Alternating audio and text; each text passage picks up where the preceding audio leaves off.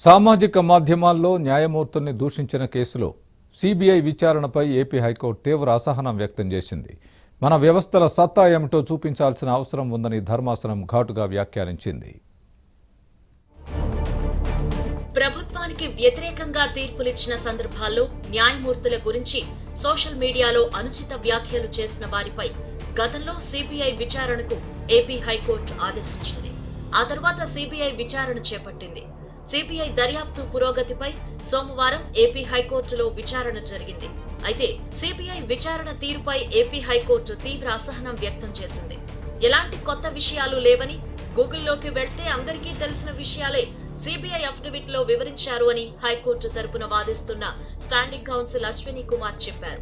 Punch Prabhakar కు విదేశీ పౌరసత్వం ఉందని సిబిఐ చెప్పడంపై తీవ్ర అభ్యంతరం వ్యక్తం చేశారు.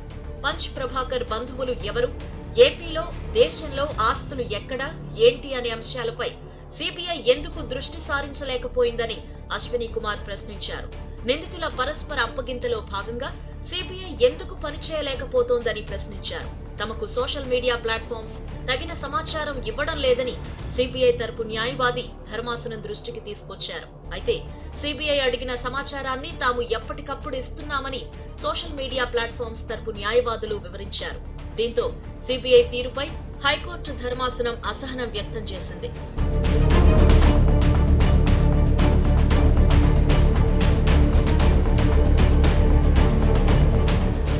విదేశాల్లో కూర్చుని మన దేశంలో ఉన్న న్యాయ వ్యవస్థ, వ్యక్తులపై విమర్శలు చేస్తుంటే ఎలా సహిస్తామని ధర్మాసనం ప్రశ్నించింది.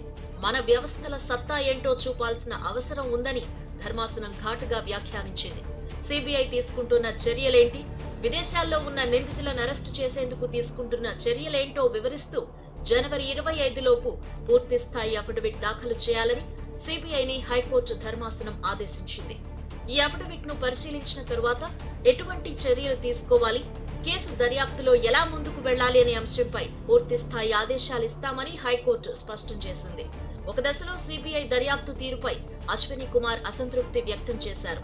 ప్రత్యేక దర్యాప్తు బృందాన్ని ఏర్పాటు చేయాల్సిందిగా ఆదేశాలు ఇవ్వాలని హైకోర్టును అభ్యర్థించారు. సిబిఐకి మరో నెల రోజులు సమయం ఇద్దామని, అఫిడవిట్ ను పరిశీలించిన తరువాత ఎలా ముందుకు వెళ్లాలో నిర్ణయిద్దామని ధర్మాసనం సూచించింది. అమరావతి రైతులు మరోసారి హైకోర్టును ఆశ్రయించారు. న్యాయస్థానం టు దేవస్థానం మహాపాదయాత్ర ముగింపు సందర్భంగా తిరుపతిలో బహిరంగ సభకు అనుమతి ఇవ్వాలని పిటిషన్ వేశారు. అమరావతి పరిరక్షణ సమితి తరపున గద్దె తిరుపతిరావు ఈ పిటిషన్ను దాఖలు చేశారు.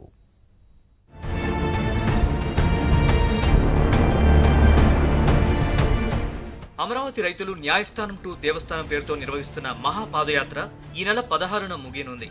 16న రైతులు తిరుమల శ్రీవారిని దర్శించుకుని అక్కడి నుంచి నేరుగా తిరుపతికి చేరుకోనున్నారు. పాదయాత్ర ముగింపు సందర్భంగా తిరుపతిలో బహిరంగ సభ నిర్వహించాలని అమరావతి పరిరక్షణ సమితి తరపున రాజధాని రైతులు నిర్ణయించారు. ఈ బహిరంగ సభకు అనుమతి ఇవ్వాలని అమరావతి పరిరక్షణ సమితి కార్యదర్శి గద్దె తిరుపతిరావు తిరుపతి అర్బన్ ఎస్పీకి లేఖ రాశారు. ఈ లేఖపై ఎస్పీ పలు సందేహాలు లేవనెత్తారు. వీటన్నింటినీ నివృత్తి చేస్తూ పరిరక్షణ సమితి తరపున అర్బన్ ఎస్పీకి లేఖ పంపారు. ఈ లేఖను పరిశీలించిన ఎస్పీ బహిరంగ సభకు అనుమతి నిరాకరిస్తూ ఉత్తర్వులు జారీ చేశారు. ఈ ఉత్తర్వుల్ని అమరావతి పరిరక్షణ సమితి హైకోర్టులో సవాల్ చేసింది. తాము బహిరంగ సభ నిర్వహించుకునేందుకు అనుమతి ఇవ్వాల్సిందిగా ప్రభుత్వాన్ని ఆదేశించాలని పిటిషన్లో కోరారు. ఇవన్నీ ఉపాధి కల్పనతో పాటు మన రాష్ట్రానికి ఆర్థిక పరిపుష్టి ఏ విధంగా లభిస్తుంది, ఇవన్నీ విశదీకరిస్తూ ఏదైతే రైతులు 29 గ్రామాలకు చెందిన రైతులు 34,000 పైచిలకు ఎకరాలని ఈ రాష్ట్ర అభివృద్ధి కోసం ఏ విధంగా త్యాగం చేశారో ఇవన్నీ ఎక్స్ప్లెయిన్ చేసి చెప్తానికి మేము బహిరంగ సభ ఒకటి ప్లాన్ చేసుకున్నాము. దానికి పోలీస్ అధికారులు నిరాకరించినప్పటికీ ఈరోజు ఒక పిటిషన్ కూడా మేము హైకోర్టులో ఫైల్ చేయడం జరిగింది. రేపు విచారణకు రానుంది. రేపటికి పోస్ట్ చేశారు, మన నెంబర్ అయ్యి రేపటికి పోస్ట్ చేశారు. రేపు సాయంకాలం కల్లా న్యాయస్థానం ఏ విధమైన ఆర్డర్ మనకిస్తుందో దాని ప్రకారం మేము తూచా తప్పకుండా ఆ సభ నిర్వహిస్తామని కూడా మీ ద్వారా రాష్ట్ర ప్రజలందరికీ కూడా తెలియజేస్తా ఉన్నాం. ఈ పిటిషన్ను న్యాయవాది వివి లక్ష్మీనారాయణ దాఖలు చేశారు. తిరుపతిలో రహదారులు బాగాలేవని, అకాల వర్షాలు కురుస్తున్నాయని, రైతుల మహాపాదయాత్రకు వ్యతిరేకంగా ధర్నాలు చేస్తామని కొందరు అనుమతి కోరారని పోలీసు అధికారులు చెప్పినట్లు పిటిషన్లో వివరించారు. శాంతి భద్రతలకు విఘాతం కలిగే అవకాశం ఉందని పోలీసులు అనడంపై న్యాయవాది లక్ష్మీనారాయణ అభ్యంతరం వ్యక్తం చేశారు. మహాపాదయాత్రకు షరతులతో కూడిన అనుమతిని డీజీపీ ఇచ్చారని పిటిషన్లో తెలిపారు. అసంబద్ధ కారణాలతో ప్రభుత్వం ఉద్దేశపూర్వకంగా రైతుల సభను అడ్డుకునే ప్రయత్నం చేస్తోందని ఆయన పిటిషన్లో ఆరోపించారు. ఈ పిటిషన్ మంగళవారం హైకోర్టులో విచారణకు వచ్చే అవకాశం ఉంది.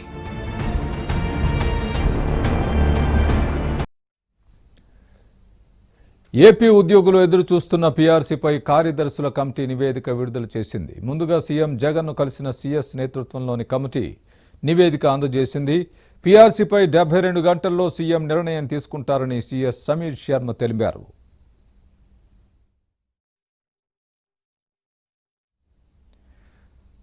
పదకొండు పీఆర్సీ ప్రతిపాదనలతో పాటు 14.29% ఫిట్మెంట్ను ప్రభుత్వానికి సీఎస్ కమిటీ సిఫార్సు చేసింది.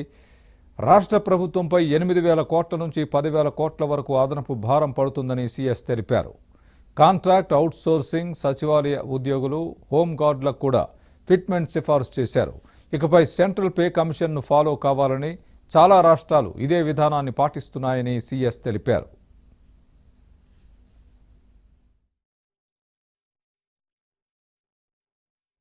అయితే అధికారుల కమిటీ ప్రతిపాదనలపై ఉద్యోగ సంఘాలు తీవ్ర అసంతృప్తిని వ్యక్తం చేస్తున్నాయి. 2018 నుంచి పీఆర్సీ అమలు చేస్తూ 50% ఇవ్వాలని కోరితే 2022 నుంచి అమలుకు ప్రతిపాదించడాన్ని ఏపీ ఎన్జీఓ అధ్యక్షుడు బండి శ్రీనివాసరావు వ్యతిరేకించారు. మాస్టర్ స్కేల్స్ కాకుండా సెంట్రల్ కమిషన్ స్కేల్స్ అమలు ప్రతిపాదనను కూడా అంగీకరించేది లేదని చెప్పారు. పీఆర్సీ కమిటీ రికమెండ్ చేసిన చాలా వాటిని అధికారుల కమిటీ పక్కన పెట్టిందని బొప్పరాజు అన్నారు. సీఎంతో చర్చించాకే తమ నిర్ణయం ప్రకటిస్తామని బొప్పరాజు చెప్పారు. ఉద్యమాన్ని ముందుకు తీసుకువెళ్లేందుకు స్ట్రగుల్ కమిటీ ఏర్పాటు చేసినట్లు ఆయన చెప్పారు. ఫిట్మెంట్పై సీఎస్ కమిటీ చేసిన ప్రతిపాదనను అంగీకరించేది లేదని సచివాలయ ఉద్యోగుల అసోసియేషన్ అధ్యక్షుడు వెంకట్రామిరెడ్డి ప్రకటించారు. కేంద్రం ఇచ్చినట్టుగా 14.29% ఫిట్మెంట్ను ఒప్పుకోబోమని అన్నారు.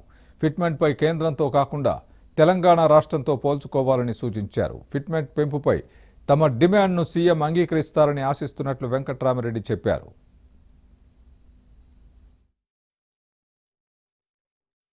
గారికి ఈ నివేదిక ఇచ్చేసాం.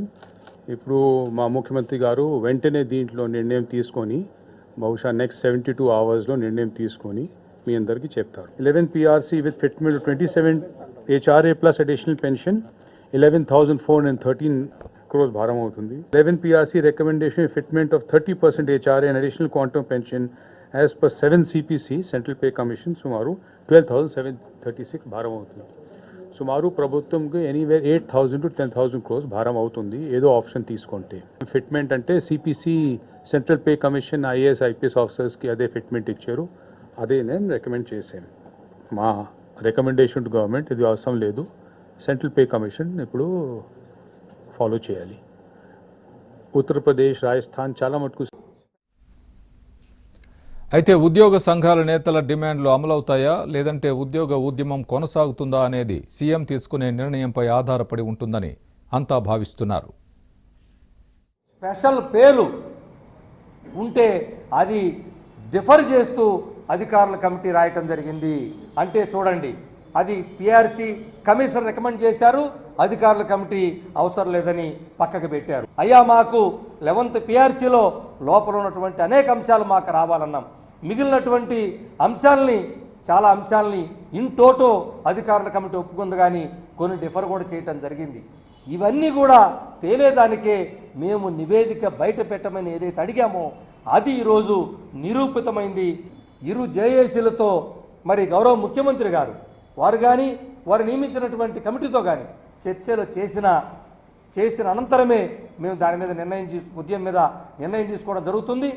దీనికోసమనే ఉద్యమాన్ని మేమిరువురం కాకుండా ఒక స్ట్రగుల్ కమిటీని 1/7/2018 నుంచి మా పిఆర్సీ ఇంప్లిమెంట్ చేయాల్సి ఉంటే దానికి 50% ఫిట్మెంట్ కావాలని మేము కోరి ఉంటే దాంట్లో రికమెండేషన్లో మరి 22/7 నెలలో నుంచి ఫిట్మెంట్ ఇవ్వమనంటే ఈ రాష్ట్రంలో ఉన్నటువంటి రిటైర్డ్ అయినటువంటి ఉద్యోగుల భవిష్యత్తు ఏంది? మాస్టర్ స్కేల్స్ కాకుండా సెంట్రల్ గవర్నమెంట్ స్కేల్స్ అమలుపరుస్తాము అని రికమెండ్ చేయటం అనేది కూడా చాలా దుర్మార్గమైనటువంటి విషయంగా మేము భావిస్తున్నాము.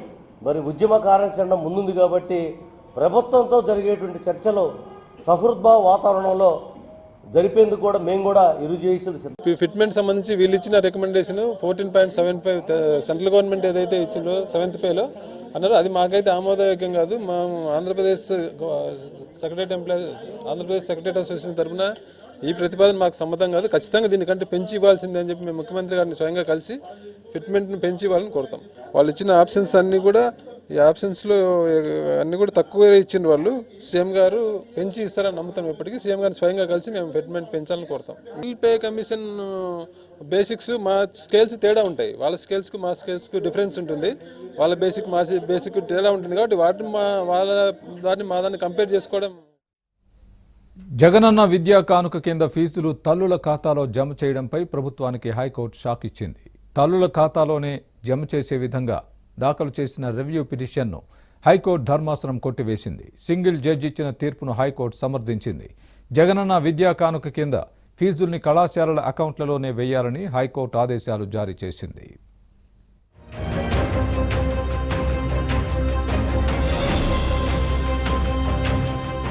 రాష్ట్రంలో ఇంజనీరింగ్ కళాశాలలు, వృత్తి విద్యా కళాశాలల్లో చదువుకునే విద్యార్థులకు ఫీజు రియంబర్స్మెంట్ కింద జగనన్న విద్యా కానుక పథకాన్ని ప్రభుత్వం ప్రవేశపెట్టింది. ఈ పథకం కింద ప్రభుత్వం ఇచ్చే ఫీజును గతంలో మాదిరిగా కాకుండా వైసీపీ ప్రభుత్వం విద్యార్థుల తల్లుల ఖాతాల్లో జమ చేసేది. ఈ మేరకు ప్రభుత్వం జీవో జారీ చేసింది. రాయలసీమలోని ప్రైవేట్ యాజమాన్యాల తరపున కృష్ణదేవరాయ యూనివర్సిటీ అసోసియేషన్ జీవోను సవాల్ చేస్తూ హైకోర్టులో పిటిషన్ వేసింది. ఈ పిటిషన్పై వాదనలు విన్న తరువాత హైకోర్టు ప్రభుత్వం జారీ చేసిన జీవోను కొట్టివేసింది. ఫీజులను కళాశాల ఖాతాల్లోనే వేయాలని ఆదేశాలిచ్చింది. సింగిల్ జడ్జి ఇచ్చిన తీర్పుపై ప్రభుత్వం డివిజనల్ బెంచ్ ను ఆశ్రయించింది. దీనిపై డివిజనల్ బెంచ్ విచారణ నిర్వహించింది.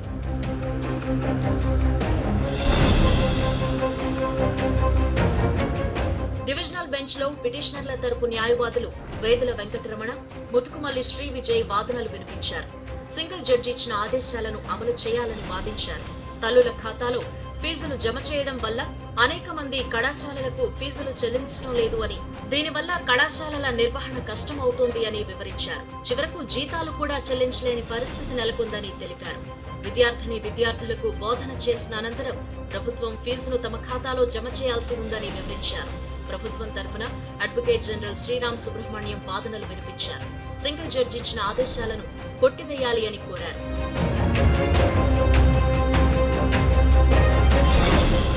ఇరు పక్షాల వాదనలు విన్న అనంతరం హైకోర్టులోని జస్టిస్ కొంగర విజయలక్ష్మి నేతృత్వంలోని ధర్మాసనం ప్రభుత్వం దాఖలు చేసిన రివ్యూ పిటిషన్ ను కొట్టివేసింది. సింగిల్ జడ్జి ఇచ్చిన తీర్పును సమర్థించింది. ఫీజులను కళాశాలల ఖాతాల్లోనే వేయాలని డివిజనల్ బెంచ్ ఆదేశించింది.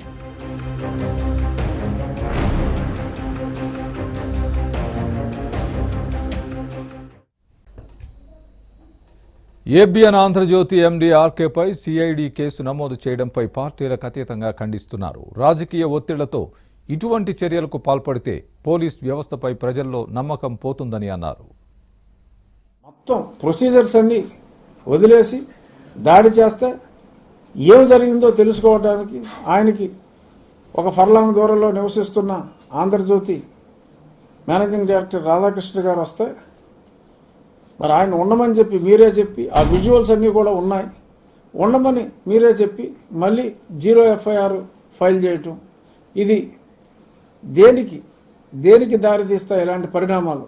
ఇప్పుడు దీనివల్ల జరిగేది ఏంటి? ఇప్పుడు వీళ్ళు రాధాకృష్ణ గారి మీద వేసిన ఈ FIR వలన వీళ్ళు అసలు పోలీసులతో రాకుండా, తెలంగాణ పోలీస్ పర్మిషన్ లేకుండా, వాళ్ళు తీసుకుని రాకుండా వీళ్ళు అసలు దాడికి ఎలా వచ్చారు? ఏబిఎన్ అధినేత రాధాకృష్ణ గారి మీద కేసు నమోదు చేశారంటే నాకు చాలా ఆశ్చర్యం అనిపించింది. ఆయన సహచరుడైన లక్ష్మణ్ గారు ఇంటికి సిఐడి వాళ్ళు వెళ్ళారు అని చెప్పిన ఆయన పలకరిస్తానికి వెళ్ళటం, అక్కడ సిఐడి వారే మీరుంటే సమస్య త్వరగా పరిష్కారం అయింది, ఆయన దగ్గర నుంచి మేము సమస్యలు నమోదు చేసుకుంటామని చెప్పి ఆయన్ని అట్టిపెట్టిన సంగతి కూడా మనం తెలిసిన విషయం. అవన్నీ కూడా రికార్డింగ్లో మనం టీవీలో చూసాం. అయితే అప్పటికే సాక్షి టీవీలో ఈయన వెళ్ళి అక్కడ అడ్డం పడుతున్నాడని చెప్పి ప్రసారం చేయటం, దాని మీద రాధాకృష్ణ గారు ఖండించి నేనేం అడ్డం పడలేదు, నేను సహకరించాను, నేను సహకరించడం వల్ల అక్కడ సమస్య సులువయింది అని చెప్పి ఆయన చెప్పడం జరిగింది. పైగా వారే కోరారని కూడా ఆయన చెప్పారు. అవన్నీ కూడా రికార్డింగ్లో చూపించారు. అయితే పట్టుదలకు పోయి తాము చేసిన ప్రసారాలను సమర్థించుకోవటం కోసం ఆయన మీద కేసు నమోదు చేయటం చాలా విచిత్రంగా ఉంది. కేసులు ఏం చేస్తాయన్నది కాదు, కానీ ఈ రకమైన విధానం అన్నది మంచిది కాదు. ఇవాళ ఆయన కావచ్చు, రేపు ఇంకొకరు కావచ్చు. అందులో ఒక పత్రికాధిపతి మీద ఈ రకంగా వ్యవహరించడం కూడా మంచి పద్ధతి కూడా కాదు. ఎందుకంటే మీరు కేసు పెట్టుంటే ఆ రోజే పెట్టుండాలి, ఆ రోజే మీరు పెట్టాల. ఆ తర్వాత 2 రోజుల తర్వాత ఈ కార్యక్రమం చేశారు. ఇదంతా సమంజసం. ఒకసారి పోలీసు అధికారులు ఆలోచన చేసుకోవాల్సిన అవసరం ఉంది. తమ వ్యవస్థ పట్ల ప్రజల్లో నమ్మకం కలిగేలాగా వ్యవహరించాల్సిన అవసరం ఉందని చెప్పి మాత్రం నేను కోరుతున్నాను. ఏబిఎన్ ఎండి ఆంధ్రజ్యోతి ఎండి రాధాకృష్ణ గారు రిటైర్డ్ ఐఏఎస్ ఆఫీసర్ లక్ష్మీనారాయణ గారిని పరామర్శించడానికి పోతే ఆయన మీద కేసు పెట్టడం అనేది ఇది ఖచ్చితంగా రాజకీయ కక్ష సాధింపు ధోరణి. ఇది అన్యాయం. దీన్ని ఉపసంహరించుకోవాలని కాంగ్రెస్ పార్టీ డిమాండ్ చేస్తాం. ఏబిఎన్ ఆంధ్రజ్యోతి ఎండీ గారైనటువంటి రాధాకృష్ణ గారిపై వైసీపీ ప్రభుత్వం కుట్రపూరితంగా సిఐడి ద్వారా 0 FIR నమోదు చేయడాన్ని తీవ్రంగా ఖండిస్తున్నాం. ఈ రోజున పత్రికా స్వేచ్ఛపై వైసీపీ ప్రభుత్వం దాడి చేస్తుంది. ఈ రోజున కక్ష సాధింపు చర్యలకు వైసీపీ ప్రభుత్వం దిగుతుంది. ఇది ఎంత మాత్రం కూడా మంచిది కాదు. ఈ రోజున వైసీపీ ప్రభుత్వం ప్రజా వ్యతిరేక విధానాలు ఎన్నో చేస్తుంది రాష్ట్రంలో.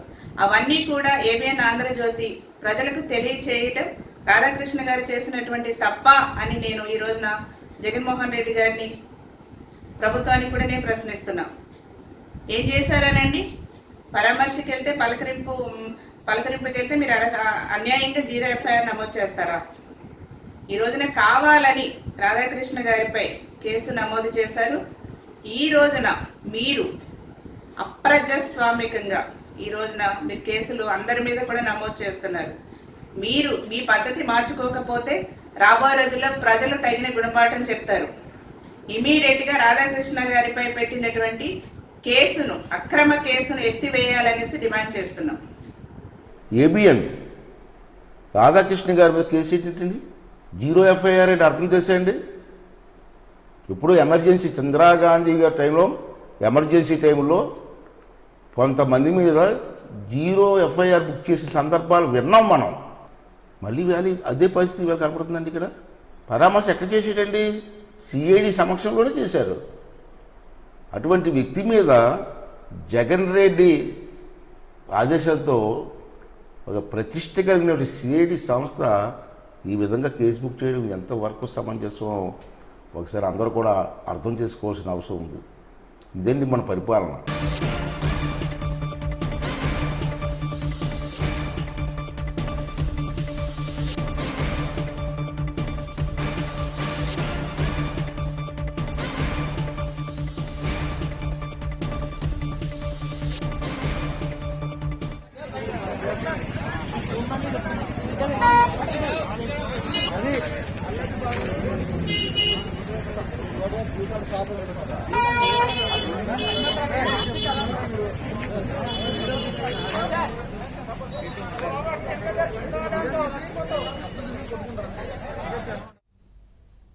హైదరాబాద్లో బన్నీ ఫ్యాన్స్ రచ్చరచ్చ చేశారు. మాదాపూర్ ఎన్ కన్వెన్షన్ సెంటర్ దగ్గర బీభత్సం సృష్టించారు. ఎన్ కన్వెన్షన్ సెంటర్ గేటును విరగ్గొట్టారు. అల్లు అర్జున్తో ఫోటో షూట్ ఉంటుందని భారీగా అభిమానులు తరలి వచ్చారు. తీరా బన్నీ రాకపోవడంతో ఫ్యాన్స్ ఆగ్రహానికి లోనయ్యారు.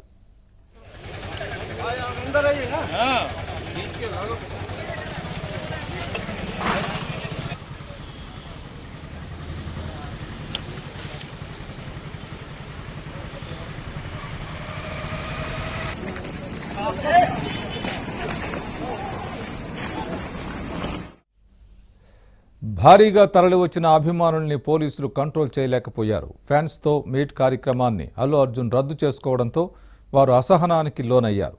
బన్నీ అభిమానుల్ని కంట్రోల్ చేయలేక పోలీసులు లాఠీచార్జ్ చేశారు.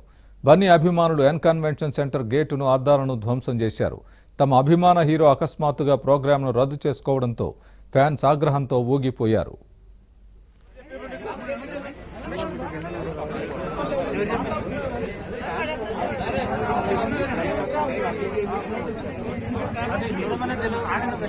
ఎవరు లేరు సార్ ఇక్కడ, అందరినీ పంపించడం వెళ్ళిపోవడం. డ్యామేజ్ కూడా అయిందంట.